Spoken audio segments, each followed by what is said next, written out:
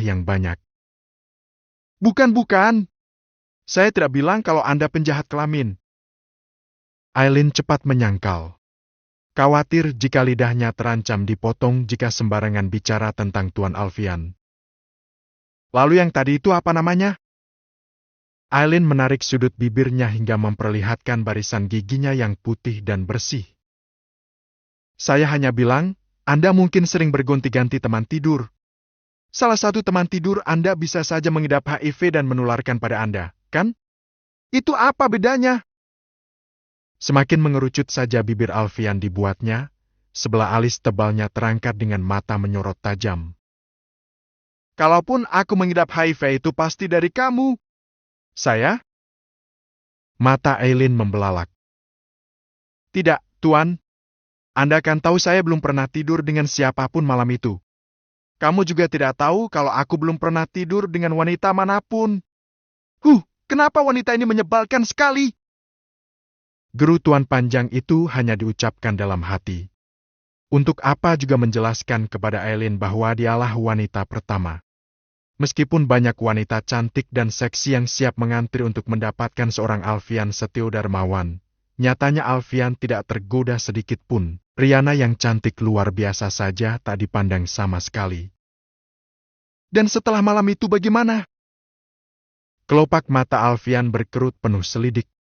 Aileen kembali menggeleng sebagai jawaban. Sebenarnya tanpa bertanya pun Alfian yakin bahwa Aileen tidak pernah macam-macam setelah malam itu. Ia telah membuktikan sendiri melalui Bayu. Bisa saja uang yang ditawarkan Bayu diterima Aileen. Namun, wanita itu menolak dan membuat Bayu gelap mata. Suara keroncongan yang berasal dari perut Aileen menjadi pemutus pembicaraan itu. Aileen menyentuh perut yang terasa kosong, membuat Alfian melirik ke arahnya. Lelaki itu baru tersadar bahwa Aileen mungkin belum makan apapun seharian ini. Kamu lapar? Aileen mengangguk takut-takut. Kenapa tidak bilang dari tadi? Mau makan apa?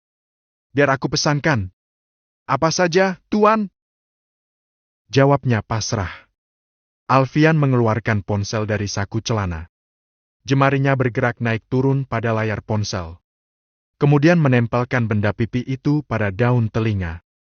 Ia sedang menghubungi restoran favoritnya untuk meminta dikirimkan daftar menu. Kurang dari 5 menit, nada pengingat pesan sudah berbunyi. Alfian segera membuka pesan yang berasal dari salah satu karyawan restoran yang mengirimkan daftar menu andalan. Alfian terdiam sebentar dengan mata terfokus pada daftar menu. Ingin memilihkan untuk Aileen, tetapi tak tahu wanita itu suka yang mana. Ini, pilih sendiri.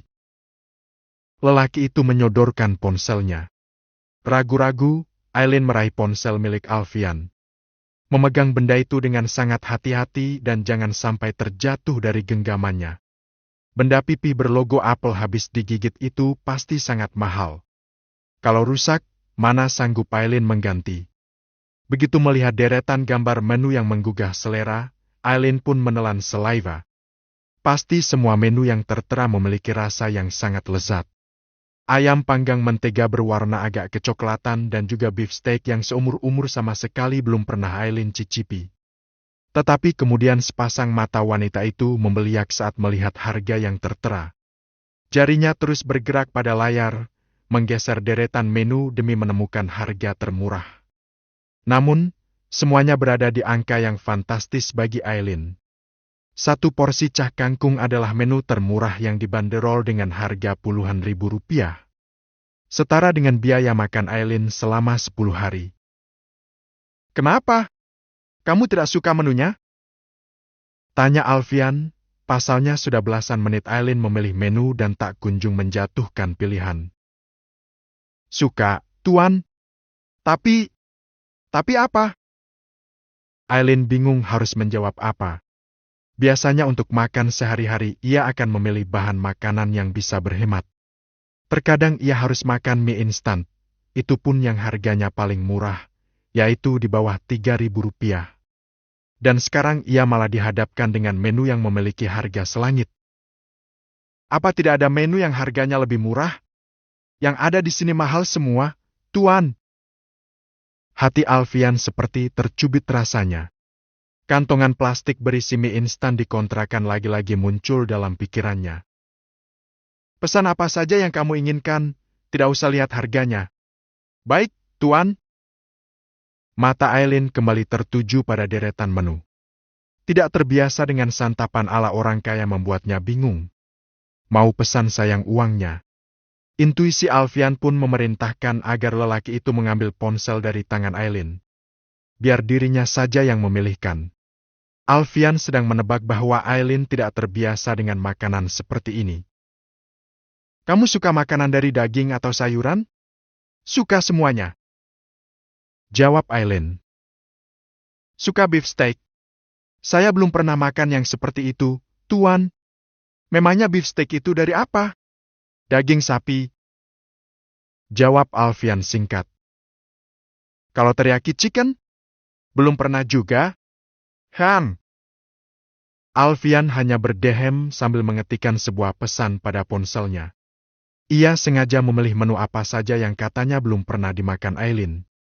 Suara tangisan baby boy terdengar dari dalam kamar. Aileen hendak bangkit meninggalkan tempat duduknya, namun Alfian menghalangi. Biar aku saja. Kakimu masih sakit, kan? Tawar Alfian, kemudian tergesa-gesa masuk ke kamar. Dalam 1 menit ia sudah keluar dari kamar dengan membawa bayi kecil itu dalam gendongannya. Anak papa lapar, ya? Ucapnya lembut seraya berjalan ke arah Aileen. Ia kecup pipi halus bayi itu sebelum meletakkan ke pangkuan mamanya.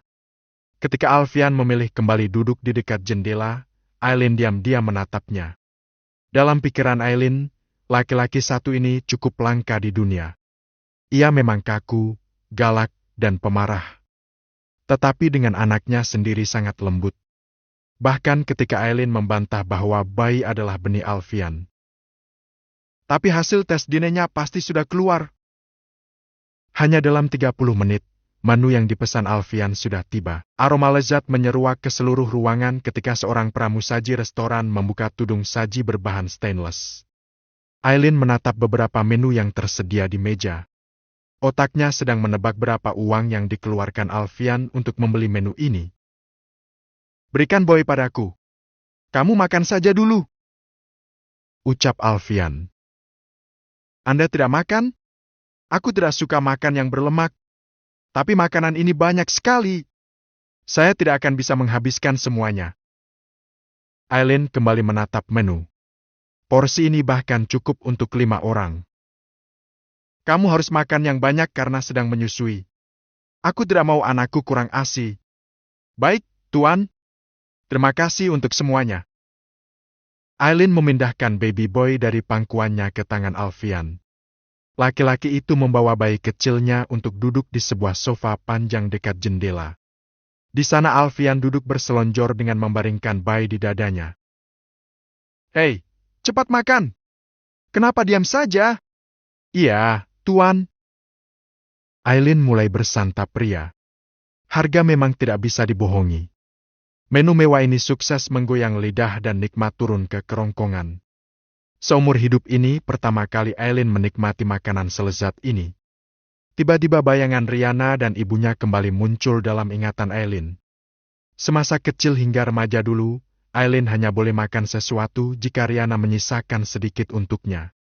Aileen bahkan pernah tidak makan semalaman karena mendapat hukuman dari ibunya. Tekanan itulah yang menyiksa batinnya bertahun-tahun. Menjadikan Aileen sosok yang pendiam dan tertutup. Namun, tak disangka, bersama Alfian ia mendapatkan banyak hal. Lelaki yang semula sangat diincar Riana itu justru mengajaknya menikah. Sementara Alfian yang masih betah dalam posisinya sesekali melirik Aileen. Bibirnya melukis senyum tipis, tetapi matanya berkaca-laca. Entah mengapa sejak mengenal Aileen, matanya sangat mudah berair. Kenapa melihatnya makan seperti orang kelaparan rasanya sakit sekali? Ucap Alfian dalam hati sambil mendekap baby boy di dadanya.